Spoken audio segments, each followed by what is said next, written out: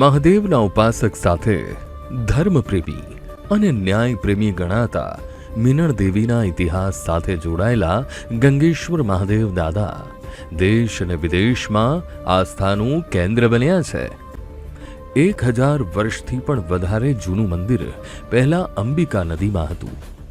ઉનાળા અને શિયાળા દરમિયાન ભક્તો શિવજીને અભિષેક તેમજ પૂજા અર્ચના કરતા હતા, પણ ચોમાસા દરમિયાન શિવલિંગ પાણીમાં જતું રહેતું હોવાથી શ્રદ્ધાળુઓ પૂજાના લાભથી વંચિત રહેતા હતા.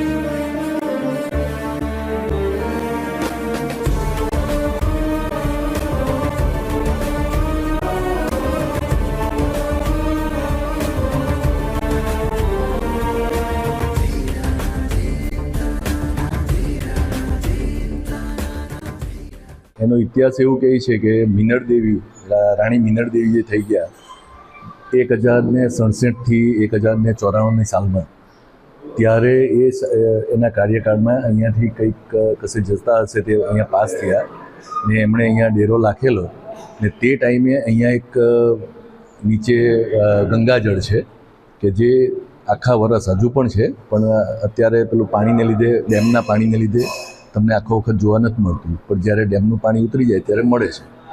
તો એમણે ત્યારે અહીંયા ડેરો રાખેલો અને નીચે શિવલિંગ નીચે હતું, તે મિનળ દેવીએ ઉપર લાવીને સ્થાપના કરેલી.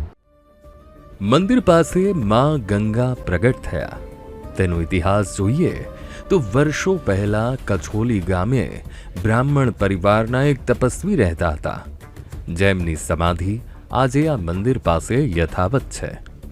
બ્રાહ્મણ તપસ્વી દર વર્ષે પગપાળા હરિદ્વાર જઈ એક મટકીમાં ગંગાજળ લાવીને શિવજીને અર્પણ કરતા હતા.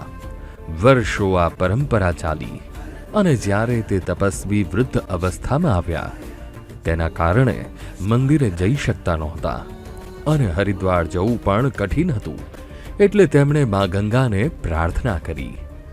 મા ગંગાએ પ્રસન્ન થઈ તેમને સ્વપ્નમાં આવી જે આશીર્વાદ આપ્યા તેનાથી વર્તમાનમાં અહીં આવતા દરેક શ્રદ્ધાળુઓ મા ગંગાના દર્શન કરી શકે છે અને ધન્યતા અનુભવે છે.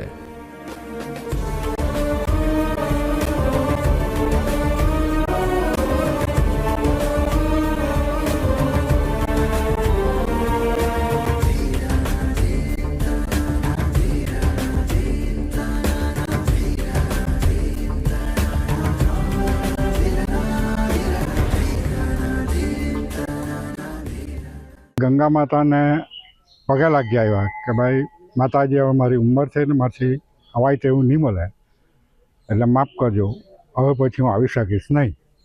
તો ગંગા માતા પ્રગટ થયા ને એમ કહ્યું કે તમારથી નહીં અવાય તો કંઈ નહીં, હું અહીંયા આવીશ. એટલે ગંગા માતા પોતે અહીંયા આવેલા અને એનું ઝરણું અહીંયા આગળ છે.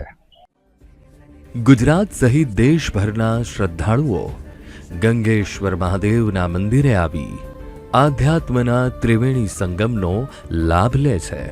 પહેલો લાભ શિવલિંગની પૂજા અર્ચના અને આરાધના, બીજો લાભ અહીં સ્વયંભૂ પ્રગટ થયેલા ગંગા માતાના દર્શન અને ત્રીજો લાભ સંત મહાત્માની સમાધિના દર્શન. મહાદેવજીના મંદિરે જાણે સતત સકારાત્મક ઉર્જાના તરંગો ઉત્પન્ન થતા રહેતા હોય છે અને અહીં આવતા ભાવિ ભક્તો મંદિર પરિસરમાં આવતા જ આનંદ અને શાંતિનો અહેસાસ કરી ભાવ વિભોર થઈ જાય છે.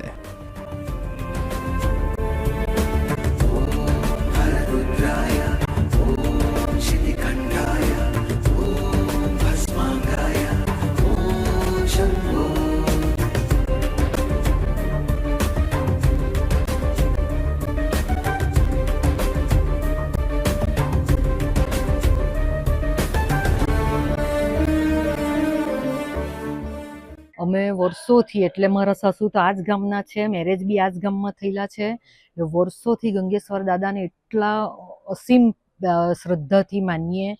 મારા લગ્ન થયા પછી હું પણ એટલા જ પહેલાંથી અહીં માનું છું ગંગેશ્વર દાદાને. અહીં ગંગા મૈયાની બી ઉત્પત્તિનું લોકો કહે છે વર્ષોથી, ને ખરેખર છે ઝરણું મહાત્માની સમાધિ છે ને ગંગેશ્વર દાદા છે, એટલે ત્રિવેણી સંગમ જેવો લાભ અહીં મળે છે. ને તમને જીવનમાં કંઈ બી મુશ્કેલી હોય, કંઈ સમજ નહીં પડતી હોય, ખાલી તમે આવીને શાંતિથી બેસો ને એટલે બી તમને પરમ શાંતિનો અનુભવ થાય, તમારા દરેક પ્રશ્નનું નિરાકરણ મળે. મહાદેવજીના મંદિરે દૂર દૂરથી ભાવિકો દર્શન કરવા આવે છે અને પોતાની મનોકામના ભગવાન ભોળાના દર્શન કરી પૂર્ણ થયેલી જાણે છે. મંદિરમાં આવેલું શિવલિંગ દેશમાં આવેલા બીજા શિવાલયોમાં આવેલા શિવલિંગથી અલગ છે. ગંગેશ્વર મહાદેવ મંદિરનું શિવલિંગ રુદ્રાક્ષ જેવું છે.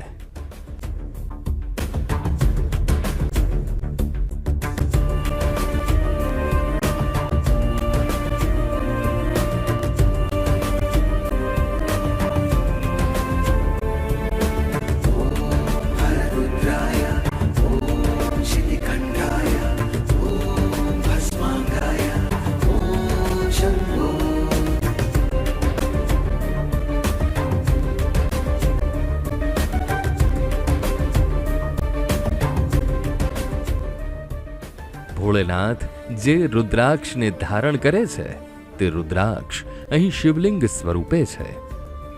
અહીં આવતા શ્રદ્ધાળુ માટે અહીંનું શિવલિંગ કુતૂહલ સમાન બની રહ્યું છે. આમ પવિત્ર ગંગેશ્વર ધામમાં અનેક વિશેષતાઓ છે.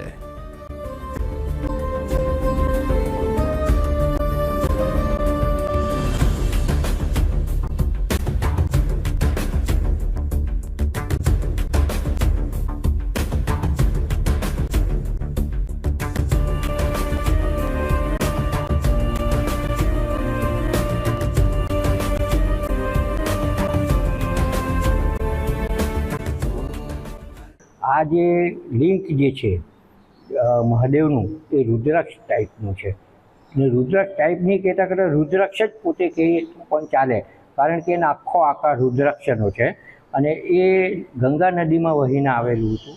અને ત્યાર પછી આ લોકોએ ઉપર એમની સ્થાપના કરી અને એનું એટલું બધું મહત્ત્વ છે કે લગભગ મેં કોઈ જગ્યાએ જોયું નથી રુદ્રાક્ષનું જે આવું લિંક ખરું તે મેં અહીંયા ગંગેશ્વર મહાદેવ મંદિરમાં જોયું અને મને ઘણી જ એની પર શ્રદ્ધા આવી ગઈ.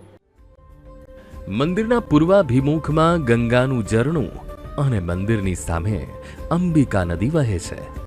અહીં દર્શને આવતા શ્રદ્ધાળુઓ ચાર ધામ દર્શન કર્યાનો અહેસાસ કરે છે. મંદિરના ઇતિહાસમાં ખૂબ વૈવિધ્ય છે. દક્ષિણ ગુજરાતના લાખો શ્રદ્ધાળુ મંદિરે આવી શિવજીના દર્શનનો લાભ લઈને ભગવાન ભોળેનાથના આશીર્વાદ મેળવી ધન્યતા અનુભવે છે. મંદિર પરિસર અને તેની આજુબાજુનો રમણીય વિસ્તાર આકાશમાંથી જોવામાં આવે તો અલૌકિક નજારાના દર્શન થાય છે. આ મંદિર એક બહુ પ્રચલિત મંદિર છે, બહુ જૂનું અને જાણીતું મંદિર છે અને એની પછાડી જે અંબિકા નદી તમને દેખાય છે એ નદીનો એવો છે કે આખો નદી ઓમ આકારમાં બનેલી છે અને ઓમ આકારનો જે ઉપરનો જે ગોળાકાર આવે એના પર ગંગેશ્વર દાદાનું મંદિર બિરાજમાન છે. અને તમે જો હેલિકોપ્ટરના કે કોઈ ડ્રોનથી તમે ઉપરથી વ્યૂ જોવ તો આખી નદીનો જે વ્યૂ છે ને આખો ઓમ આકારમાં તમને દેખાશે અને ફરતેથી આખું પાણી જ પાણી તમને દેખાશે ને લીલોતરી જ દેખાશે ને મંદિરનો ઉપરનો ભાગ જે છે એ તમને શિવલિંગના ઓમ આકાર જેવો દેખાશે. શિવરાત્રિના દિવસો શિવજીની આરાધના વિશેષ ફળ આપનારી છે અને સાધકની ઉર્જા ઉપર ઉઠતી હોય છે. તેવા તમામ લાભ શિવજીના ચરણોમાં શીશ નમાવવાથી મળતા હોય છે, જેને લઈને શિવરાત્રિના પાવન અવસરે અહીં દૂર દૂરથી ભાવિ ભક્તો મહાદેવના દર્શને આવે છે. ભક્તોના ઉમટતા ઘોડાપૂરના કારણે દરેક ભાવિકોની મહાદેવજીના દર્શન કરવા માટે લાંબી કતાર લાગે છે.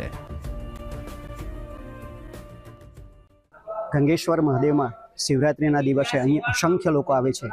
અહીંની લોકવાયકા પ્રમાણે એમ કહેવામાં આવે છે કે શિવરાત્રિ એ આખા દિવસની અંદર શ્રદ્ધા માટે અને અહીંયા લોકો જે કંઈ પૂજા અર્ચન કરવા માટે આવે છે એનું મહત્ત્વ એટલું છે કે એક દિવસ એ શિવનો મહત્ત્વનો દિવસ બતાવ્યો છે.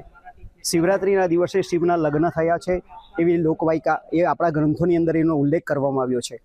અહીં શિવરાત્રિની અંદર મેળો ભરાય છે.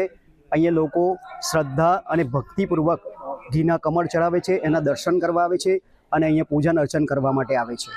તે સિવાય આગળના દિવસોની અંદર પણ ચાલુ દિવસોની અંદર પણ અહીંયા ભક્તો આવીને પૂજન અર્ચના કરે છે. મહાદેવજીના મંદિરની બાજુ ગંગા નદી અને અંબિકાનો સંગમ છે, એટલે અહીં પિતૃ તર્પણ અને અનેક વિધિ કે ક્રિયાઓ કરવામાં આવે છે. મોક્ષ માર્ગે લઈ જનારી તમામ વિધિ કાશી, ચાણોદ અને પ્રયાગરાજમાં કરવામાં આવે છે તેવી તમામ વિધિ જે અહીં પણ કરવામાં આવે છે અને કાશી, ચાણોદ અને પ્રયાગરાજ જેટલું જ મહત્વ ધરાવે છે. અને એટલે જ ગંગેશ્વર ધામ દક્ષિણ ગુજરાતનું મોક્ષધામ પણ કહેવાય છે.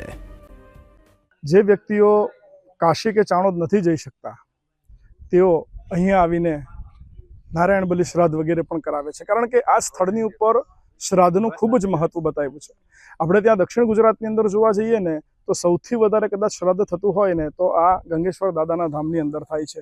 એનું કારણ છે કે આ એક પ્લેસ એવું છે, આ એક સ્થળ એવું છે કે જે જગ્યા ઉપર ગંગેશ્વર દાદા એટલે કે મહાદેવ દાદા છે, સાથે ગંગાજી અહીંયા મિલિત થાય છે નદીની અંદર અંબિકા માતામાં. એટલે આમ જોવા જઈએ તો એક પ્રકારે ત્રિવેણી સંગમ જેવો થઈ જાય છે અહીંયા, અને એ ત્રિવેણી સંગમ થવાને કારણે અહીંનું મહત્વ ખૂબ વધારે છે. આથી દક્ષિણ ગુજરાતની અંદરના મોટે ભાગના વ્યક્તિઓ જ્યારે પણ કોઈ શ્રાદ્ધ કર્મ હોય તો રેગ્યુલર જે શ્રાદ્ધ છે 10મું, 11મું, 12મું, 13મું વગેરે તો કરવા માટે અહીંયા આવે જ છે, અને સાથે સાથે નારાયણ બલિ શ્રાદ્ધ અને બીજા ત્રિપિંડી શ્રાદ્ધ વગેરે પણ કરવા આવે છે. કછોલી ગામમાં વસતા લોકો વર્ષોથી નિયમિત ભોળેનાથના દર્શને આવે છે. તેમની ગંગેશ્વર મહાદેવના મંદિરે અતૂટ શ્રદ્ધા જોડાયેલી છે. જ્યારે જીવ શિવનો જાપ કરે ત્યારે મોક્ષ પ્રાપ્તિ મેળવે જ છે. અહીં આવતા શ્રદ્ધાળુઓને પૂરી શ્રદ્ધાને લઈને અંતઃકરણથી શિવની ભક્તિ કરીને મનોવાંછિત ફળ પ્રાપ્ત કરે છે. એટલે જીવ અને શિવનું મિલન કરાવતું ધામ છે કછોલીનું ગંગેશ્વર ધામ. અમારા કછોલી ગામમાં જે ગંગેશ્વર મહાદેવનું મંદિર આવેલું છે એમાં અમને ખૂબ જ શ્રદ્ધા છે. અમે નિયમિત આવીને પૂજા અર્ચના કરીએ છીએ અને મહાદેવજીના દર્શને જે કોઈ આવીને એમની ભાવના વ્યક્ત કરે એનું અમને ફળ મળે છે. અમને ખૂબ જ શ્રદ્ધા છે. પૂર્વાભિમુખ છે અમારું આ ગંગેશ્વર દાદા મંદિર. 1 વર્ષથી આવું છું અને મહાદેવને હું સ્નાન કરું છું અને હું મારા શ્રદ્ધાથી કરું છું અને શ્રદ્ધાથી કરું છું તો સાક્ષાત મને મહાદેવનો સાક્ષાત ચમત્કાર લાગે છે કે આ અંદર ગંગેશ્વર મહાદેવ મંદિર અંદર સાક્ષાત મહાદેવનો ચમત્કાર છે. જે કોઈ શ્રદ્ધાએ આવે એનું સંપૂર્ણ કામ થાય છે.